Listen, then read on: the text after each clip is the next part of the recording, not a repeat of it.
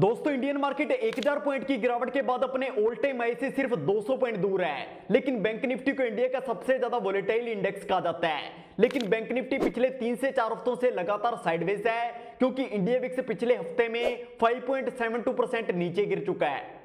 तो आज की इस वीडियो में हम इंडेक्स की हलचल से लेकर टॉप सेक्टर्स और टॉप स्टॉक्स के ऊपर पूरी डिटेल में बात करेंगे, तो वीडियो के साथ एंड तक बने रहना। दोस्तों थार रॉक्स लॉन्च होने के बाद महिंद्रा एंड महिंद्रा का शेयर प्राइस बढ़ने की बजाय 2.5% से ज्यादा नीचे गिर चुका है। सरस्वती के आईपीओ में इन्वेस्टर्स को 21% से ज्यादा की रिटर्न देखने को मिली और निफ्टी 50 में इस हफ्ते सिर्फ एक शेयर को छोड़कर बाकी सभी शेयर्स बुलिश थे। तो सबसे पहले अगर हम मार्केट की बात करें तो लगातार 3 हफ्तों की रिकवरी के बाद निफ्टी 50 24,800 के लेवल से ऊपर जा चुका है। इस हफ्ते हमें निफ्टी 50 में एक बुलिश कैंडल के साथ 1.15% की रिटर्न देखने को मिली। लेकिन मिड कैप निफ्टी में हमें इस हफ्ते 1.86% की रिटर्न देखने को मिली और 1.86% की रिटर्न के साथ निफ्टी मिड कैप 13,099 का अपना एक ऑल टाइम हाई बना चुका है।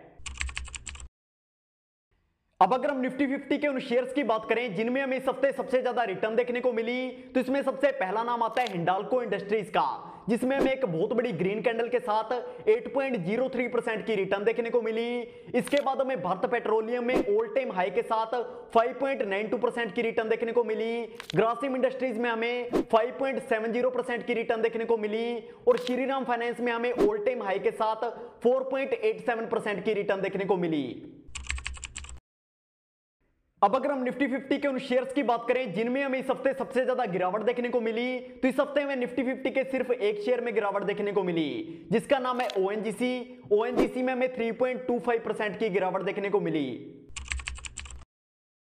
अब अगर हम सेक्टर्स की बात करें तो इस हफ्ते लगभग सभी सेक्टर बुलिश थे। जैसे मेटल सेक्टर में हमें सबसे ज्यादा 3.30% की रिटर्न देखने को मिली।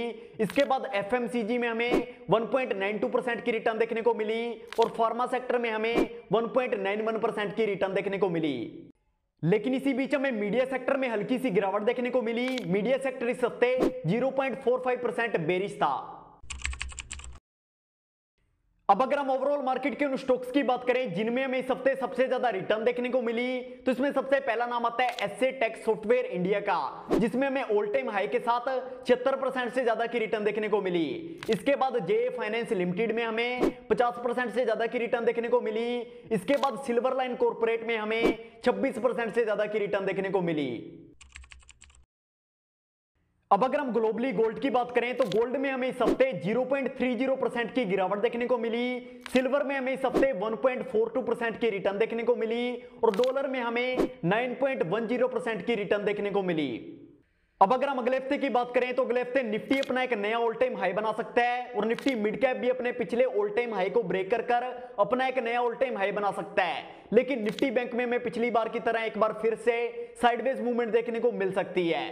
तो आई होप आपको इस वीडियो से काफी कुछ सीखने को मिला होगा। तो फिर मिलेंगे इसी तरह की किसी नई वीडियो के साथ।